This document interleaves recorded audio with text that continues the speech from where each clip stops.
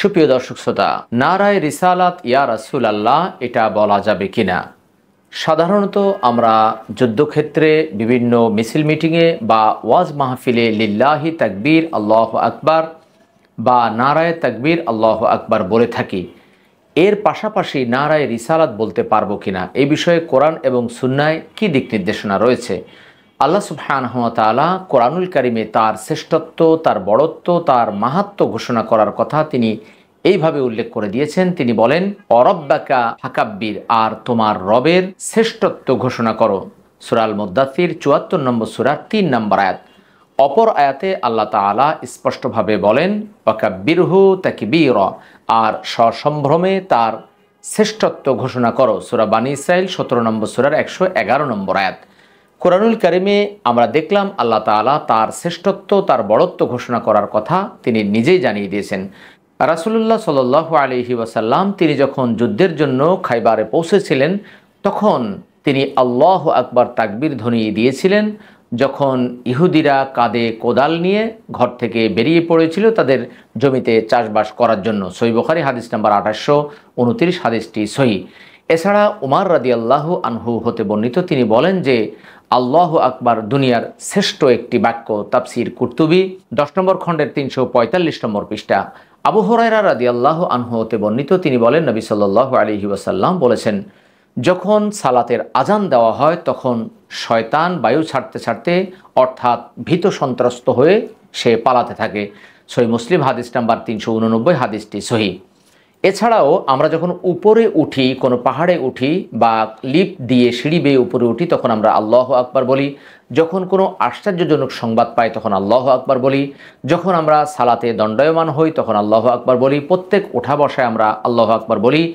ঈদের সময়ও আমরা আল্লাহু আকবার বলে আল্লাহর শ্রেষ্ঠত্বের ঘোষণা করতে থাকি। এই আল্লাহু আকবারের পাশাপাশি আমরা নারায়ে রিসালাত ইয়া রাসূলুল্লাহ বলতে পারবো কিনা? অনেকে এই দলিল দিয়ে থাকেন যে ওয়ারাফা'না লাকা যিকরাক, সূরা আলাম নাশরাহ এর ৪ নম্বর আয়াতের আলোকে তারা বলে থাকেন যে আল্লাহ যেহেতু রাসূলুল্লাহ সাল্লাল্লাহু আলাইহি ওয়াসাল্লামের কথাকে, তার জিকিরকে সমুন্নত করেছেন, সেহেতু তার নামকেও সমুন্নত করা যাবে।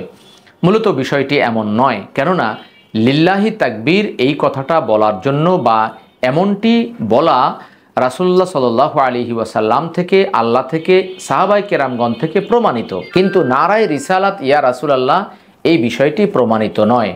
এছাড়া নারায়ে রিসালাত ইয়া রাসূলুল্লাহ বলার পিছনে আরও একটি কুফরি আকীদা লুকিয়ে আছে। সেটা হচ্ছে যে যারা ইয়া রাসূলুল্লাহ বলে তারা এই বিশ্বাস পোষণ করেন যে রাসূলুল্লাহ সাল্লাল্লাহু আলাইহি ওয়াসাল্লামের যখন নাম নেওয়া হয় তখন তিনি উপস্থিত হয়ে যান, তিনি হাজির হয়ে যান। এজন্য তারা বলেন নারায়ে রিসালাত ইয়া রাসূলুল্লাহ। যেহেতু রাসূলুল্লাহ সাল্লাল্লাহু আলাইহি ওয়াসাল্লাম হাজির হন, সেহেতু তারা রাসূলুল্লাহ সাল্লাল্লাহু আলাইহি ওয়াসাল্লামকে ইয়া রাসূলুল্লাহ বলে সম্বোধন করে থাকেন। এমনটি অবশ্যই কুফরি আকীদা, এটা পরিহার করতে হবে। আর নারায়ে রিসালাত বলার কোনো সুযোগ নেই, কেননা এটি বলার কোনো দলিল আমরা খুঁজে পাইনি। রাসূলুল্লাহ সাল্লাল্লাহু আলাইহি ওয়াসাল্লাম বলেছেন, মান আহদাসা ফি আমরিনা হাযা মা লাইসা মিনহু ফাহুয়া রাদ, অর্থাৎ আমাদের দিনে যেটা প্রমাণিত নয় দিন হিসাবে, এমনটি যদি কেউ করে তাহলে তা প্রত্যাখ্যাত হবে, তা গ্রহণযোগ্য হবে না। সহিহ মুসলিম হাদিস নাম্বার ১৭১৮ হাদিসটি সহিহ। অতএব নারায়ে তাকবীর আল্লাহু আকবার এর পাশাপাশি নারায়ে রিসালাত ইয়া রাসূলুল্লাহ বলা এটি একটি কুফরি আকীদা, এটি একটি বিদআত, এটি একটি হারাম কর্মকাণ্ড। অতএব এই জাতীয় কথা বলা, এটা বিশ্বাস করা, যারা বলে তাদেরকে সাপোর্ট করা, এটা থেকে অবশ্যই আমাদেরকে ফিরে আসতে হবে, দূরে থাকতে হবে। আল্লাহ তাআলা আপনাকে, আমাকে, আমাদের সকলকে কোরআন সুন্নাহর দৃষ্টিকোণ থেকে বোঝার এবং সে অনুযায়ী আমল করার, প্রচার প্রসার করার তৌফিক দান করুক।